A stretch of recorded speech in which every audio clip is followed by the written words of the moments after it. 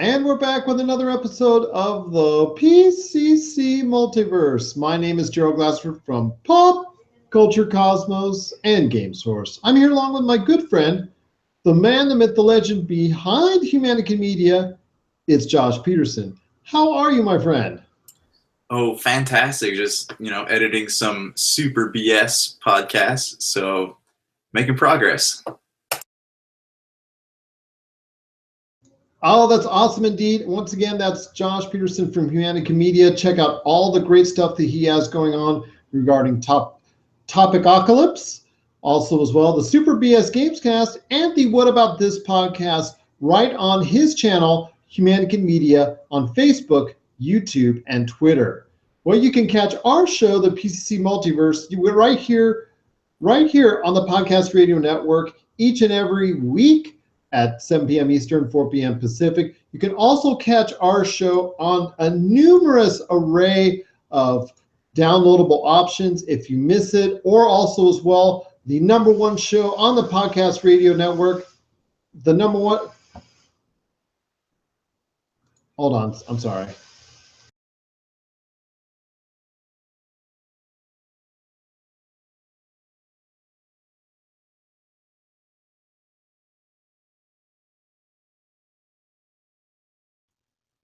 Got a vacuum on right in the middle of this. Anyways, all right, where was I? On a numerous array of podcasting downloadable channels, starting with iTunes, TuneIn, the ACE Podcast Network, Overcast.fm, Google Play, Gonna Geek Network, Stitcher Radio, Podcast.com, Mixcloud, the ESO Broadcasting Network, and the Tangibound Network as well. We just truly appreciate all these great networks just going ahead and doing an awesome job of making available our great podcasts each week, the Pop Culture Cosmos Show and the PCC Multiverse. And if you listen to our downloads, hey, we thrown in a great episode from Humanica Media or Rob Buchanan Films, One Women and Words, Game Source. Who knows who it's going to be from, but we also pack in another great podcast right after our own Pop Culture Cosmos podcast, indeed. So it's going to be another great show we have for you today. We've got a lot of great guests on today. I'm telling you, it's a packed show indeed. We've got George Mahaffey and Justin Sloan, authors of Syndicate Wars, which is now available on Amazon for just 99 cents each for the first 3 novels in the series. So check that out. That's 99 cents each. I mean, what a bargain that is to get 3 great sci-fi adventures right there at such a cheap price. And they're going to be on the episode today talking a little bit more about Syndicate Wars indeed. We also have my good friend Salvador Villa, CEO of Mario Party Wars, on what board games will be just a big hit this summer. And what games, most people have a little bit more time to play board games and whatnot. They'll have some more parties during the summer. Everybody's in better spirits. So he's got some ideas on some board games that you out there might like and really look towards for your next party scene. There's also as well E3 right around the corner, and Douglas Hoibu of Retro City Games is going to be on the broadcast as well, sharing his thoughts on all the big 3 publishers and some of the games that he's looking forward to at E3 2017. Well, speaking of E3 2017 as well, Josh, tell us what's going to go on next week for us at Pop Culture Cosmos next week at E3 2017. Oh, we're going live. We will be alive and live and talking about video games and sending you some stuff because we will be there. That's where we'll be next week. We will be at E3. So stay tuned. Follow us on Facebook. You get to see Gerald's face talking and doing stuff, and then I'll be there behind the camera probably, and lots of good stuff. We're gonna be sharing our thoughts on camera as well with all that's going on in E3. You're not gonna get out of this as well, so we're gonna have definitely some time to talk and share our thoughts on E3 as well as we hit the floor Tuesday, June 13th at E3 2017. So we're definitely looking forward to that. That's going to be Josh Peterson and I, Pop Culture Cosmos, invading E3 2017. Hopefully Douglas Hoyomu and Nicole Galgazian will hopefully meet up with us and we can share our thoughts there as well. And definitely looking forward to it. And you can follow the live interviews that we'll be doing on Retro City Games Facebook page at Retro City Games on Facebook. So take a look for that. Plus, I hope to be also providing some pictures as well for Game Source and also as well Pop Culture Cosmos on their Facebook pages as well. Well, it's another great episode. I told you we've got in store for you today. But first, I want to talk about the major thing going on in the movies this weekend. Wonder Woman is still going strong, and more power to that great film. If you want to check out my review, I made my thoughts available on popculturecosmos.wordpress.com, where I said some really, really good things about the film. And then later on, Josh and I are going to talk a little bit more about Wonder Woman as we close out the show. But for right now, this week, it's going head-to-head against Tom Cruise and the start of Universal's Dark Universe. That's right.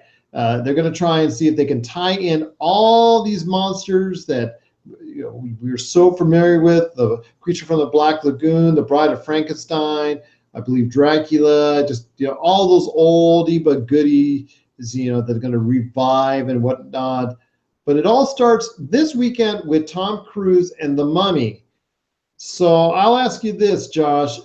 I made my review available for The Mummy because I got a chance to see it ahead of time on popculturecosmos.wordpress.com. But before I share my thoughts on it, what's your opinion going in this weekend as far as what does it need to do to become a success and to kickstart properly the Dark Universe franchise?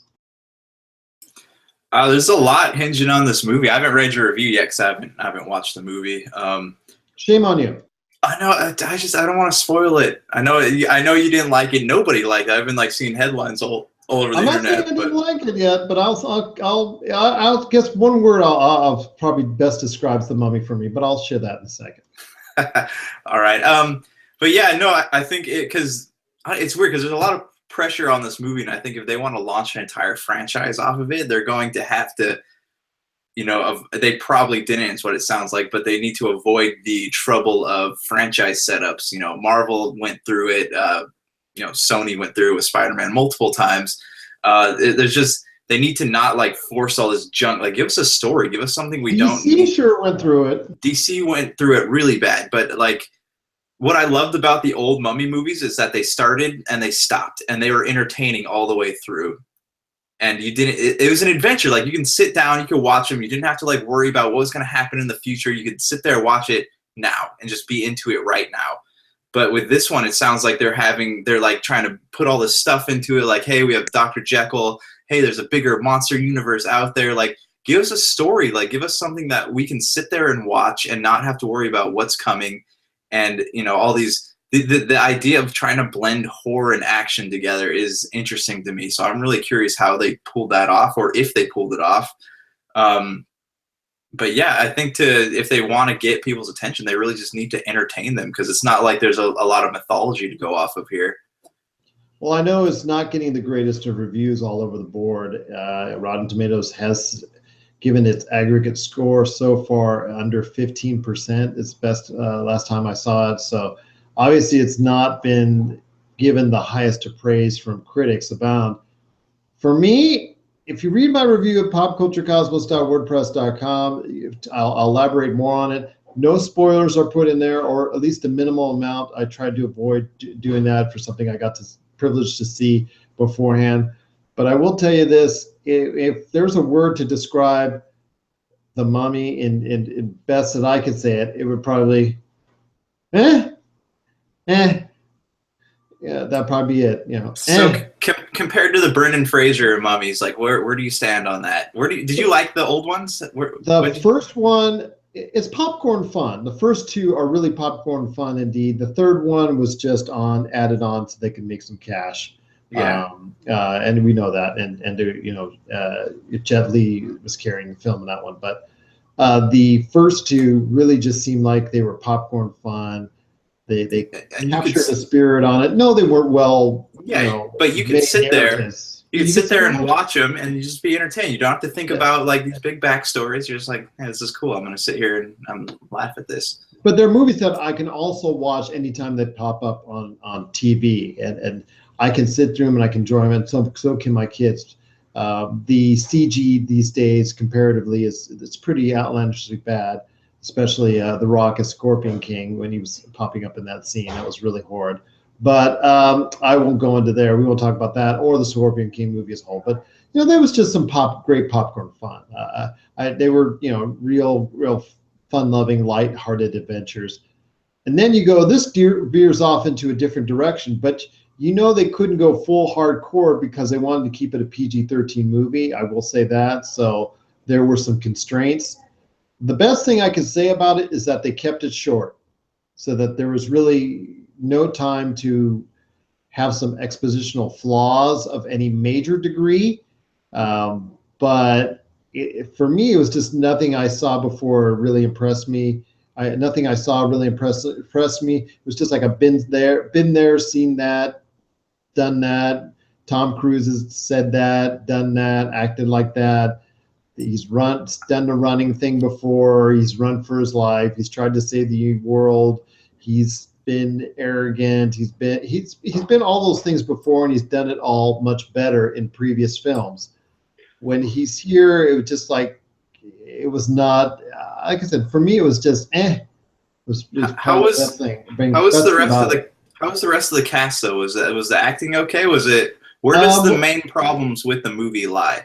Well, first of all, with actually Sophia Boutella, I think is how you say her name, as the mummy, she was okay, but she wasn't in the movie long enough as far as her parts in the movies were abbreviated, and they weren't enough, in my opinion, to establish her character as much as to give her a big thumbs up or big thumbs down.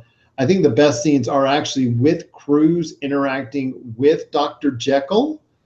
And that's what I think gives you hope for the universe.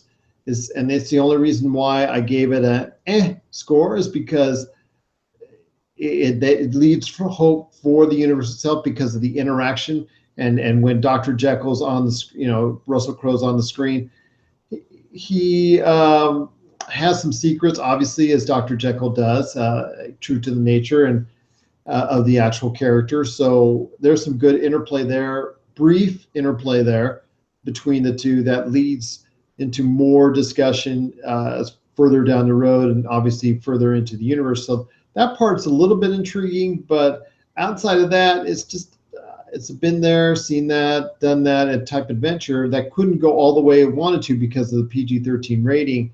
And then also as well, it was kept short for a reason, and I think it might have been a much longer movie, but they trimmed a lot of fat in order to try and make it palatable for audiences, which I think was a smart move. But for that, you saw there's a lot of negative scores, so for a lot of people, it's not even good enough for that. I think his sidekick, Nick, in the movie actually does a better job of conveying the interest of the audience than Tom Cruise does in the movie. So if that's the case, maybe it was a little bit disappointing from that realm. But overall, it was just, it's I don't want to say it's forgettable, but it was a forgettable way to start off the Dark Universe. And if they're going to commit to it and they're going to stick both feet into it, as looks like they've already done, we took the pictures of all the stars for the upcoming series and whatnot, and they're going to try and interconnect the others with Tom Cruise's character and the mummy character and all that. Well, it's not off to the best start that one could hope for. And their projections now have Wonder Woman possibly even beating the mummy this weekend, which I know would be a heavy disappointment for Universal indeed.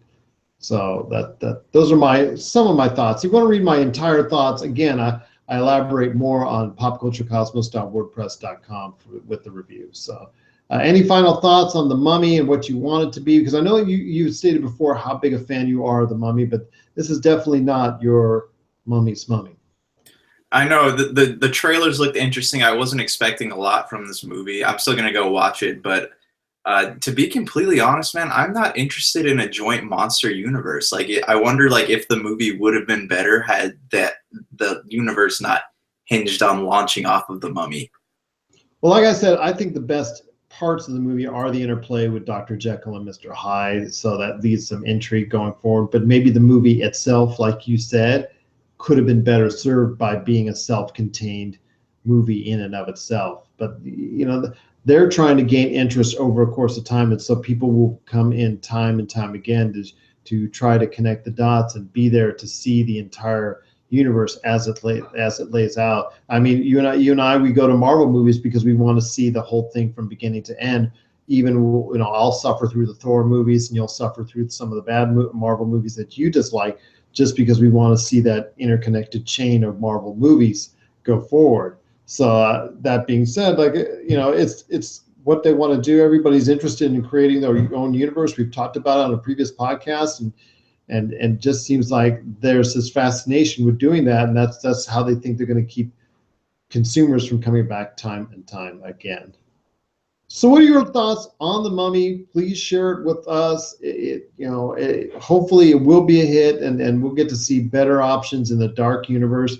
And I want to hear also Josh's thoughts very soon on the movie itself. I'd love to hear his thoughts. Maybe they'll differ from on mine on as far as the dark universe is concerned as a whole. So we go back and touch on this issue at a later date, but definitely want to hear your thoughts out there as well. popculturecosmos@yahoo.com, plus also Humanic and Media, Game Source, and Pop Culture Cosmos on Facebook and Twitter as well. Well, like I said, it's going to be a great episode we have for you today. We got Justin Sloan and George Mahaffey, two of the three authors from Syndicate Wars, a great space sci-fi adventure that's out. Again, the first three in the series are already out on Amazon at 99 cents each. Just type in Syndicate Wars and they'll come right up. What do you got to lose? It's $3 for 3 books. That's just a great deal indeed. They're going to be on the show talking more about that. Salvador Villa from Mario Party Wars is going to be talking some great board games for this summer. And of course, Douglas Hoyabu from Retro City Games talking some E3 2017. Got a packed episode, and we truly appreciate you being part of it. This is the PCC Multiverse. And we're back to close out the PCC Multiverse. My name is Gerald Glassford from Pop Culture Cosmos and Game Source. Truly appreciate you being part of the broadcast here today. I'm here with my good friend, the man, the myth, the legend behind Humanic Media. It's Josh Peterson. We want to thank you again for joining us.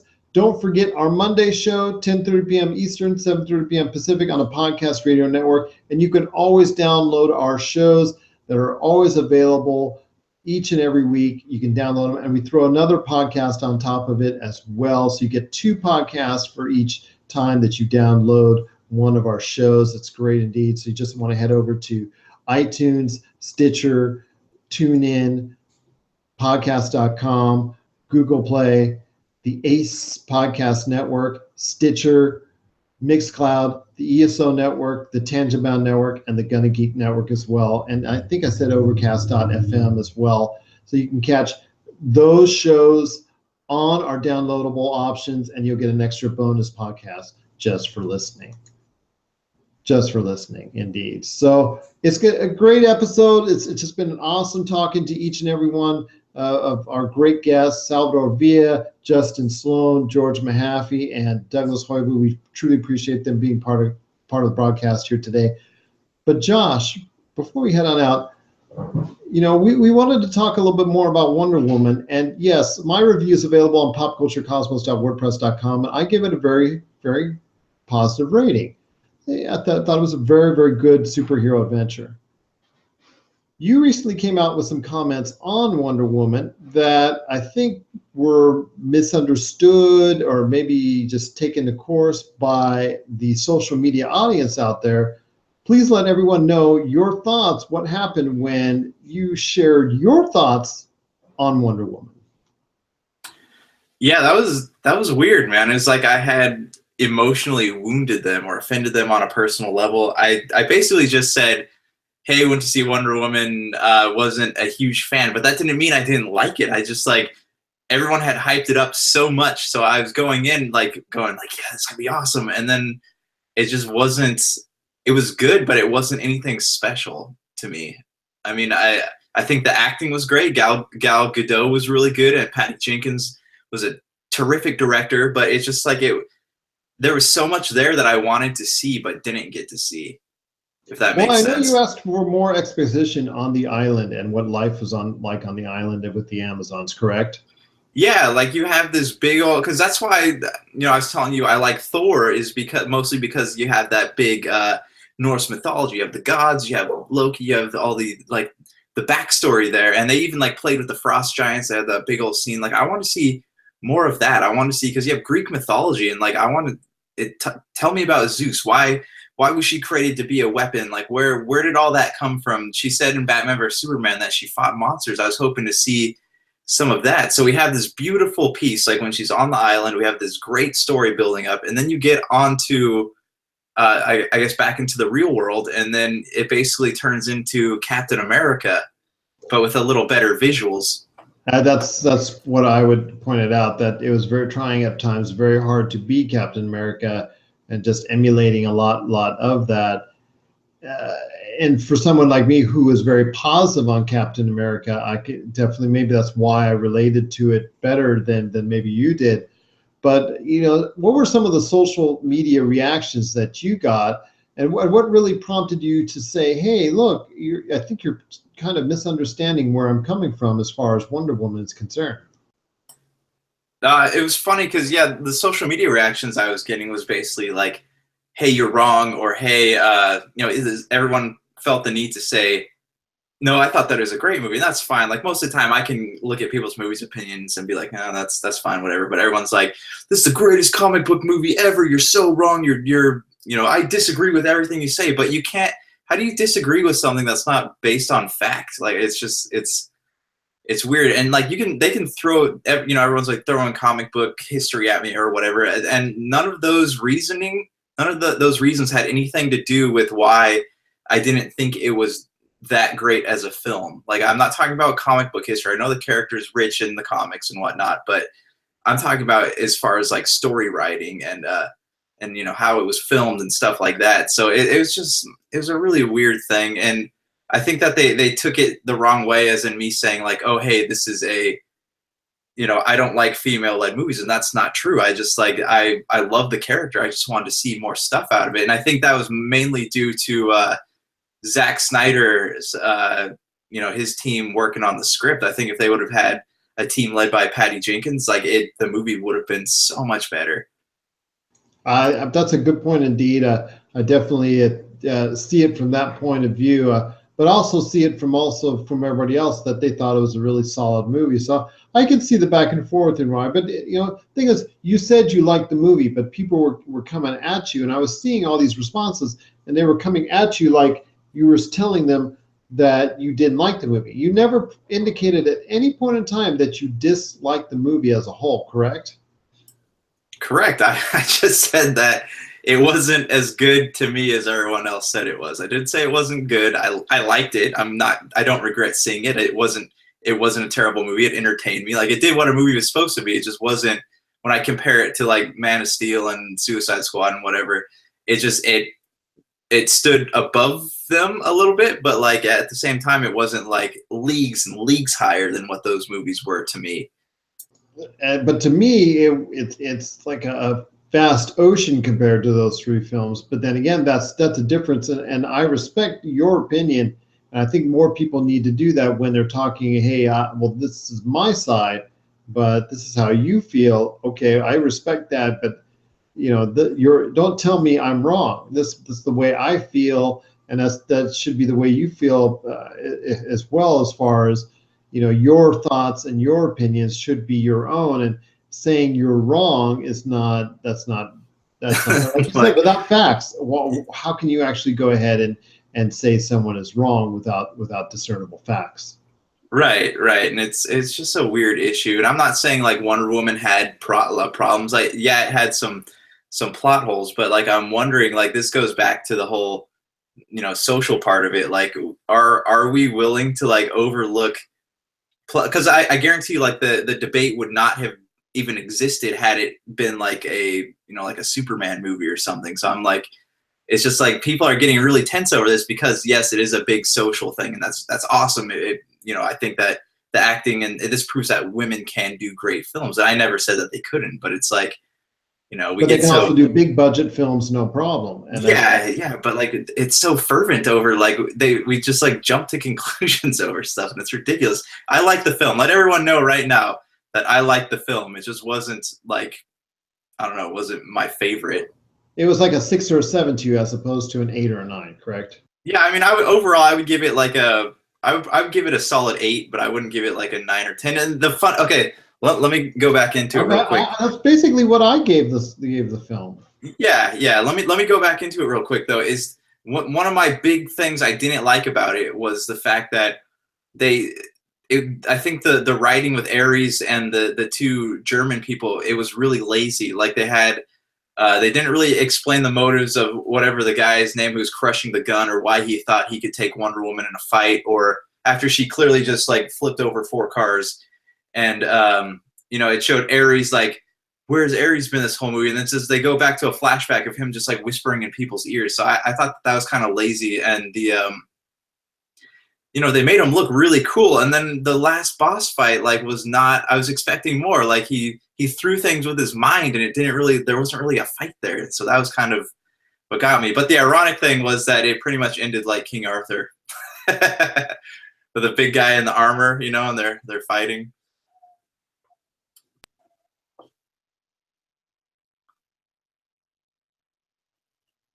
I can't hear you.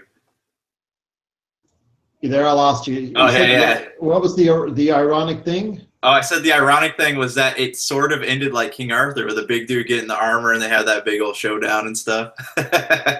See, it's funny how we basically graded the film the same, but we have vast opinions on exactly how it came to that score. So it's kind of funny how that works out. And obviously, what my thoughts and the way it garnered an 8 are different than your thoughts on how it garnered an 8, and definitely how it is perceived by the social media out there. Indeed, so that's definitely one to think about. But I won't say what you tell me about King Arthur, because you're wrong. No, Gerald, you can't say I'm wrong. This is a fact. This is based on fact. King Arthur was a good movie. Because you're wrong. Because I'm wrong. Hey, but seriously though, Justice League is going to be sick. I'm actually really looking forward to that. As am I indeed. I'm now fully invested in the DC universe, all because, for me, Wonder Woman, indeed. So definitely something to look forward to this November. And you and I will know, we're going to talk a lot more about Justice League in the coming months, indeed. Well, that's going to do it this time for this episode. We truly appreciate it, you listening to us out there. And so I got to say, it's just been an awesome week, and we're looking forward to next week, indeed, with E3 and all that great stuff, indeed. So check it out on our Monday show, the Pop Culture Cosmos show. Check out all the great stuff going there. Our live stuff on the Retro City Games Facebook page from E3 2017, and our Friday show, the PCC Multiverse. We're going to have a wrap-up of everything we talked about, some interviews we're going to be putting on there as well from E3 2017. So for Josh Peterson, this is Gerald Glassford, and it's another beautiful day in paradise here in the PCC Multiverse. We thank you for listening, and here's hoping you have yourself a great day.